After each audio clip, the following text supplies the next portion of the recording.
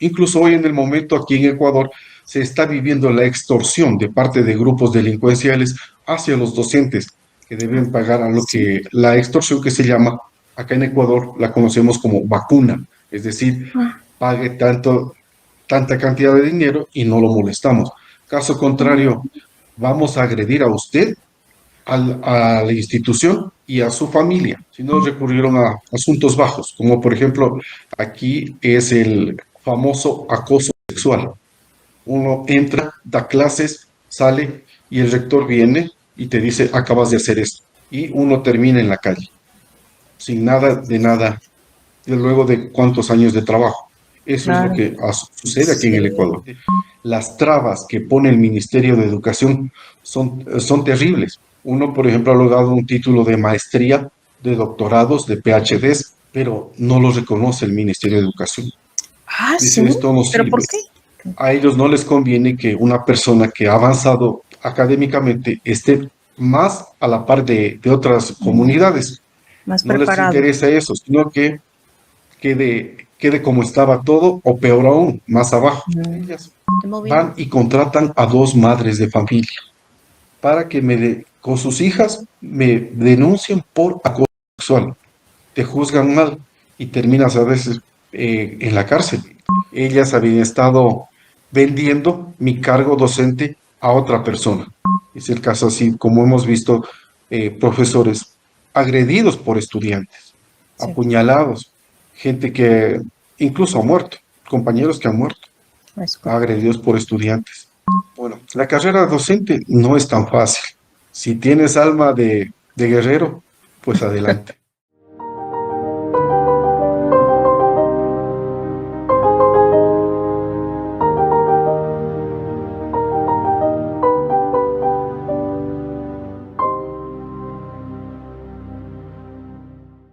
¿Qué tal, amigos? Bienvenidos a otro episodio más de Voz Docente. El día de hoy es algo especial porque el docente que nos acompaña está desde Ecuador, entonces seguramente tendrá muchas cosas que nos pueda enriquecer en este contenido. Él es Fernando Segundo López Fraga, es licenciado en Educación Básica y de Apoyo Docente en Idiomas y tiene más de 15 años de experiencia docente. ¿Qué tal, maestro? ¿Cómo está el día de hoy? Muy bien, muchas gracias. Saludos a todas las personas que nos ven a través de esta plataforma y bueno, en YouTube también. Deseándoles éxitos en su vida y bueno, continuemos con la entrevista. Muchas gracias, maestro. ¿Qué le parece si comenzamos en que nos cuente cómo fue ese primer contacto que usted tuvo con la docencia? Bueno, provengo de una familia de educadores, desde mis abuelos, que fueron educadores, mis abuelos originarios prácticamente de Portugal, vinieron acá a Ecuador, hacia la provincia del Carchi, y la realidad fue que se toparon con la necesidad de ser docentes, dedicarse a este trabajo. Y esa fue la forma en que fuimos heredando casi toda la familia y hasta mis días, de hecho, mis hermanos y yo Uh -huh. somos todos docentes, incluido hasta Ah, una sobrina, ¿no? Que en este caso es ya una nieta, más que nieta, una bisnieta, que uh ha -huh. llegado también a ser docente. Y bueno, la cuestión es que a uno le llama a las aulas cuando hemos vivido en esa realidad durante toda la vida con la familia. Sí, qué curioso, ¿no? De toda una familia de docentes. Y mire, fíjese, cuando hay maestros que ya tienen bastantes años en la docencia, aquí me incluyo, siempre me gusta preguntarles esto. ¿Cuál es ese cambio significativo que ha notado desde ese primer grupo que usted impartió a la clase actual? Qué es eso que se nota bastante que es distinto ahora?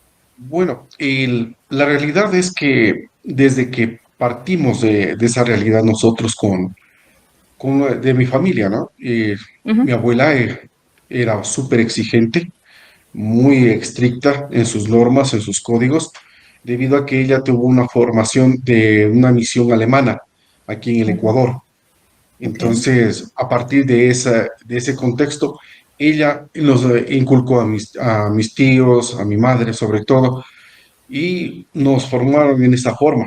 Nosotros siempre estar avanzando en la ciencia, avanzando al día, es decir, estar al día en la tecnología. Lamentablemente acá en nuestro país hace muchos años, casi no llegaba mucha tecnología, como habrá sucedido también en México. Ujú. Pero nosotros andábamos, por ejemplo, amigos de temas en televisión, por ejemplo, de cosas curiosas, avances tecnológicos, descubrimientos científicos, que eso nos llevaba a estar mucho mejor presentes en la formación docente y sobre todo informar a los chicos de que el mundo no se detiene, que sigue adelante y sobre todo Sí. en el desarrollo científico-cultural. ¿Usted cree, ahorita que mencionó sobre su abuela que tenía esa parte de autoridad, cree que se ha perdido últimamente en el docente? Bueno, sí, es un hecho muy real, no Ujú. bueno, en toda América Latina, ¿no? Bueno, y se ha Sí. dado ese asunto porque gracias a un famoso código de la niñez y adolescencia que se lo aplica en toda Latinoamérica y Sí. variando de los países las leyes, pues muchas veces que resulta que eso ha venido a menos al docente y se cree que la culpa la tiene todo el docente. Desde que les quitaron autoridad a los padres de familia, a los docentes en las aulas, miren los problemas que hemos tenido. Ujú. Incluso hemos sido víctimas de acosos, de, de, de asaltos, de robos. Incluso hoy en el momento aquí en Ecuador se está viviendo la extorsión de parte de grupos delincuenciales hacia los docentes que deben pagar a lo Sí. que la extorsión que se llama, acá en Ecuador la conocemos como vacuna, es decir, Ah, pague tanta cantidad de dinero y no lo molestamos.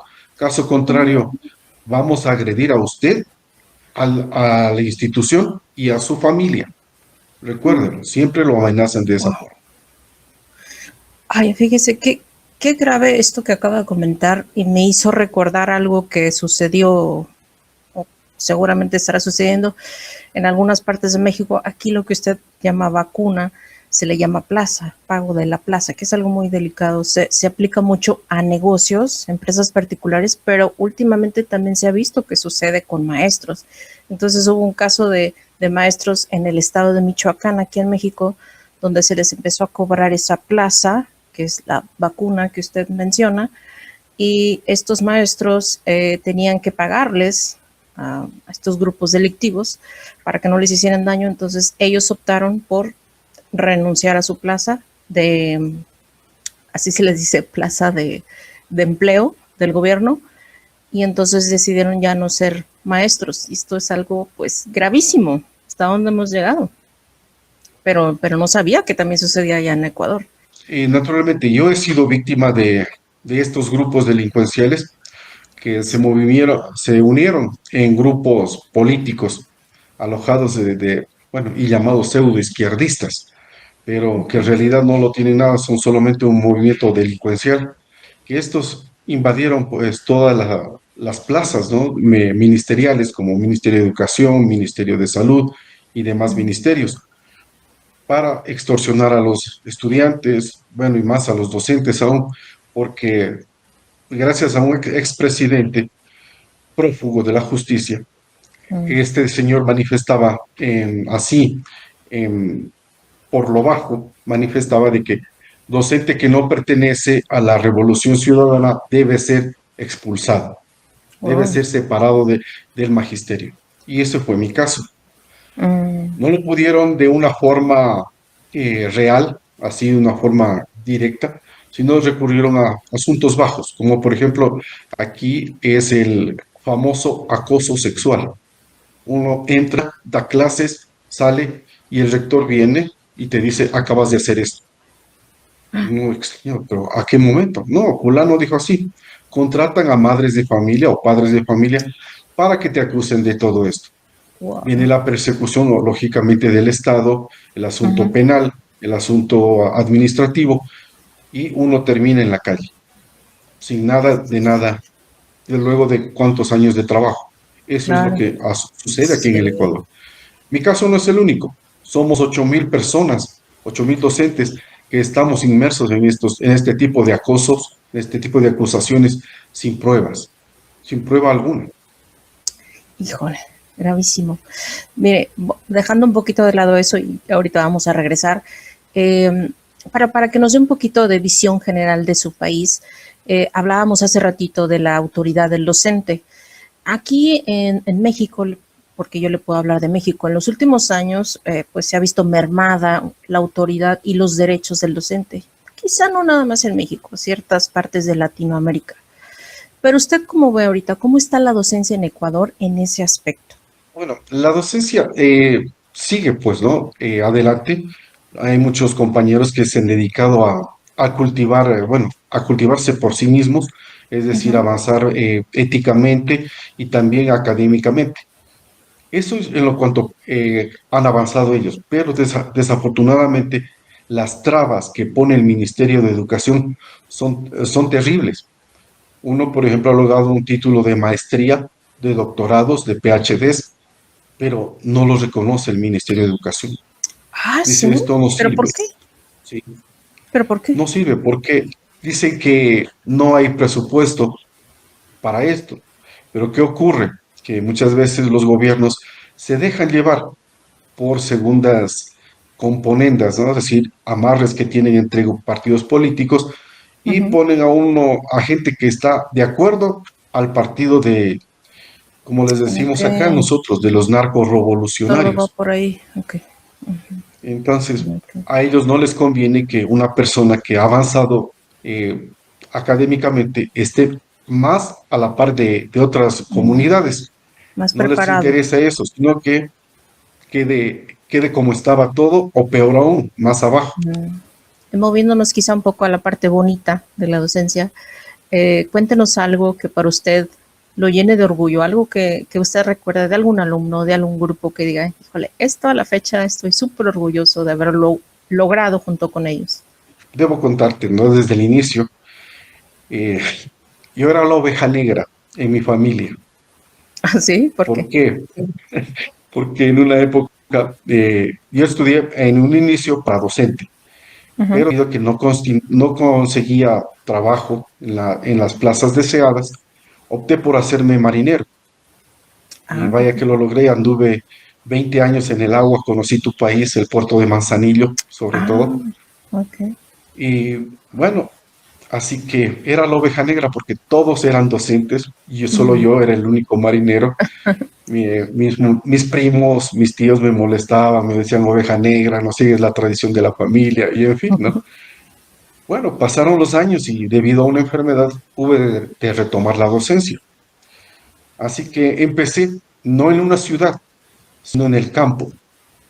Mm, Acá tenemos en Ecuador un río muy famoso, se llama el río Toachi, ok. y trabajaba yo a orillas en una escuelita rural unidocente, es decir, único profesor. Mm, Y yo tenía ahí un alumno que era muy malo para matemáticas, pero como mi abuela me había enseñado cómo romper esa barrera, le fui enseñando lentamente cómo sumar, cómo restar, cómo multiplicar, cómo dividir. Y le gustó mucho al chico. Empezó a avanzar, avanzar. Y me preguntaba él siempre en horas fuera de clase, porque él vivía cerca de la escuela. Me decía, profe, ¿y cómo es el mar? Le contaba cómo era el mar, le contaba el ruido del agua, el sabor, y cuénteme historias del mar. Bueno, mm. le contábamos, y a veces venían los amiguitos de él también, y hacíamos un grupito de reunión a la tarde y conversábamos sobre esto, ¿no? Y me decía, y profe, ¿y qué son los piratas? Le conversaba cómo eran los piratas, cómo era esto. Oiga, profe, vea, el otro día vi en la televisión, este chico se llama Vinicio. Vinicio me dice, profe, ¿cómo es que los coyotes van a México? Digo, ¿dónde viste eso? En la televisión pasaron en las noticias. Entonces le digo, Vinicio, eso es un tema muy fuerte, muy duro, y te tengo que contártelo aparte. Pero los chicos curiosos también se sumaron al asunto. A la tarde hube de contarle pues cómo era este sistema de coyotaje y todo lo demás. Y pasaron los años, el chico se hizo adulto, fue pocos años a la secundaria y de pronto me encuentro con uno de los chicos acá en la ciudad donde yo resido y me dice, ¿sabe que Vinicio está en camino a los Estados Unidos? Y quedo Ajá. pensando y digo, ¿a los Estados Unidos? Sí, señor, se fue por el Golfo del Darién. ¡Wow! Y me sorprendió muchísimo. Así que yo tenía la dirección y teléfono de una de las hermanas de él Sí. y me supo enviar el teléfono, el número telefónico, perdón, que él Ujú. ya estaba en Estados Unidos Ah, mire. y él se encuentra de momento en Atlanta, Ok. laborando ahí. Mm, Le mire. digo, Vinicio, lo contacté vía teléfono y le digo, Ujú. Vinicio, ¿qué pasó? ¿Cómo así? Profe, mientras yo venía caminando por las selvas de Darién, me acordaba de usted y de las historias que nos contaba sobre los coyotes de México. Ay, mire. Y me dijo, yo también me convertí en un coyote. Digo, mira lo que es la vida. Y esto fue una anécdota muy buena. Bueno, Sí. Por con cierto, Vinicio Martel. ahorita que mencionó la selva del Darién, eso es una de las zonas más peligrosas, ¿verdad? Por atravesar. Sí, bueno, sobre todo porque ahora, antes era una selva bastante sana, se podría decir. No Ujú, había invasión, pero cuando ya la gente empezó, sobre todo los grupos de venezolanos, empezaron a huir de su país, huyendo del ujú, comunismo, hacia un país donde ella trabajó, Estados Unidos, por lo regular, ujú, lo hicieron. Ahí empezaron a sumar los grupos de guías, entre comillas, pero que a su vez extorsionaban. ujú. Ok. Entonces, por esa situación, la selva del Darién se volvió peligrosa, Sí. porque muchos quedaban en el camino muertos, han quedado muertos, Ujú. abandonados, en fin. Sí, sí, sí. Y eso es lo que He ocurre. visto ciertos documentales donde mencionan sí, los latinoamericanos, no, o la parte del sur, pues, de América, que hay que atravesar por ahí es como que lo más peligroso. De hecho, creo que está catalogado como algunas de las zonas más peligrosas del mundo, incluso por toda la delincuencia que hay. Ah, muy, muy bonita anécdota. Qué bueno que su alumno esté ahora en mejores condiciones. Una otra anécdota es que cuando en mis inicios yo tuve una alumna, era en un colegio religioso. Ujú, Yo entré ahí a ese colegio religioso por práctica docente, es decir, por practicar antes de graduarme de pregrado. ujú. Entré y bueno, me quedé ahí trabajando 2 años. Les gustó a las monjitas que yo trabajara, ¿no? Y de Sí. hecho tenía yo muy mal carácter, lo reconozco. Pero eso me sirvió porque como eran chicas, entonces me mantenía yo a la raya. Así que una de ellas, bueno, siguió la universidad, se graduó y llegó a ser la vicepresidenta de la Cámara Legislativa aquí en Ecuador. Ah, mire. Y en esa parte que hace un momento nos estaba comentando, am, que fue víctima de mentiras sobre su desempeño profesional, pero un caso grave fue esa denuncia de acoso sexual. Nos empezó a comentar, pero ¿cómo fue eso para usted y cómo terminó? Bueno, para mí fue sumamente duro porque en mi Claro. vida yo había tenido problemas de ese tipo. Yo provenía de un colegio de acá de la región litoral costa, donde por circunstancias de la vida las chicas llegan a estudiar pasado los 15 años de edad. Van Ok. recién a octavo de preparatoria, noveno de preparatoria, que es bastante fuerte. Imagínense una chica ya mujer hecha y derecha. Ujú. Y el, ya el tercero de bachillerato, ya chicas de 20, 21, 22 años. Yo no hacía eso, porque tomando en cuenta el rol de alumno maestro, ¿no? Estoy Sí, por marcando la supuesto. diferencia de autoridad. Nunca lo hicimos, nos sentíamos bien y de hecho nunca tuve problemas durante 15 años que estuve allá. Vengo acá a la parte sierra, que se llama acá en Ecuador, y con niñas de 11 años, de comuna, uno no iba a proceder de esa forma.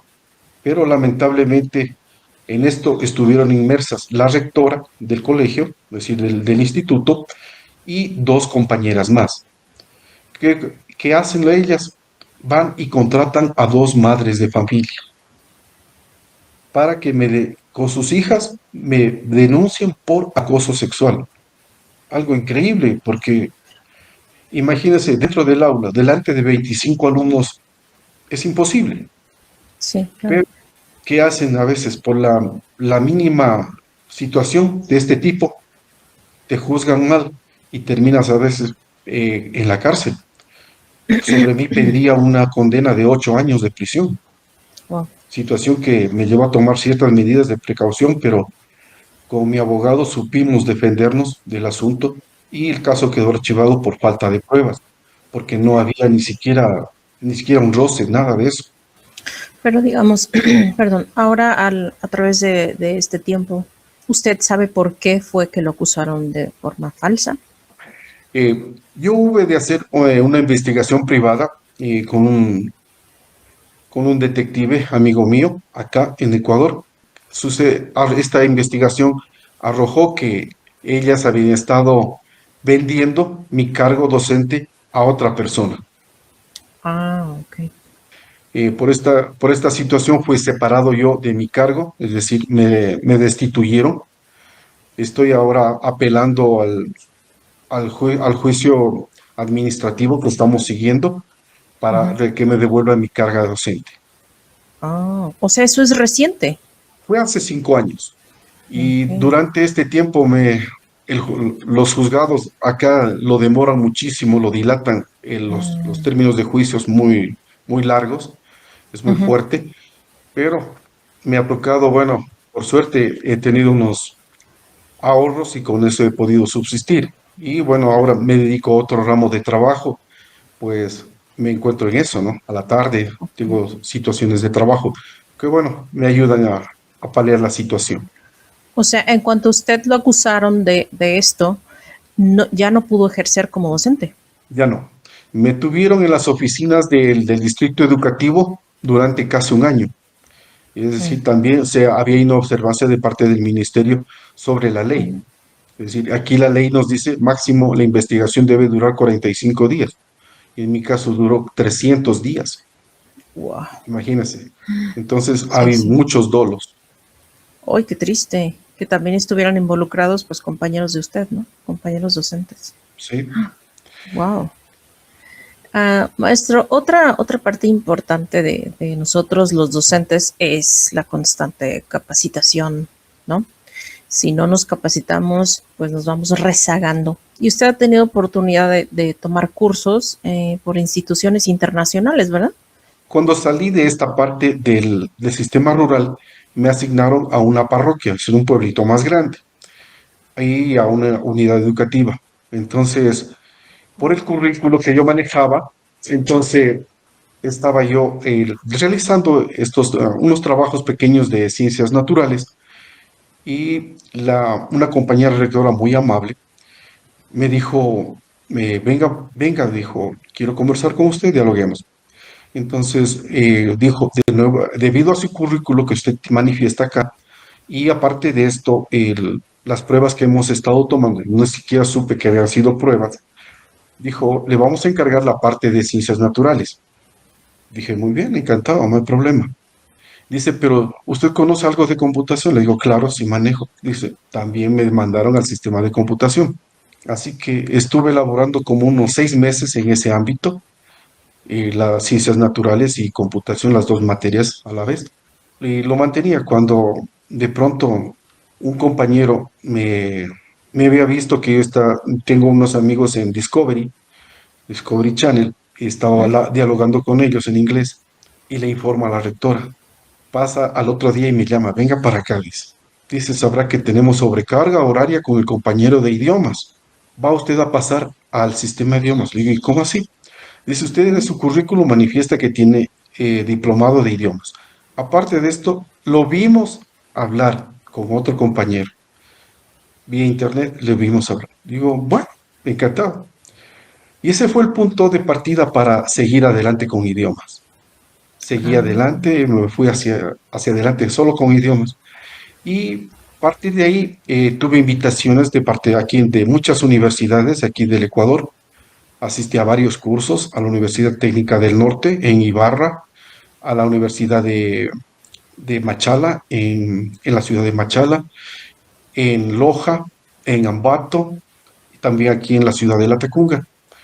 Bueno, y ya en la Universidad de Machala ya fueron las pruebas totalmente diferentes y ya no fue una invitación a un curso, sino ya fue a un congreso internacional en Piura, Ok. Perú, en la Ah, Universidad de Piura. mm, Entonces, mi esposa no me creía. Le digo, no, es en serio, porque ella me acompañaba a todos los cursos ah, que iba, a las diferentes sí. ciudades. Entonces, decía, bueno, vamos. Bueno, durante el trayecto hubieron muchas anécdotas. Mi esposa no me creía. Primera vez que ella salía del país y situaciones extremas también. Y mi esposa, por ejemplo, no había, yo le decía que íbamos a atravesar un desierto. La zona del norte del Perú es desértica, como Sonora en México. Ujú. Entonces, yo le contaba, le decía, mira, vamos a atravesar esto.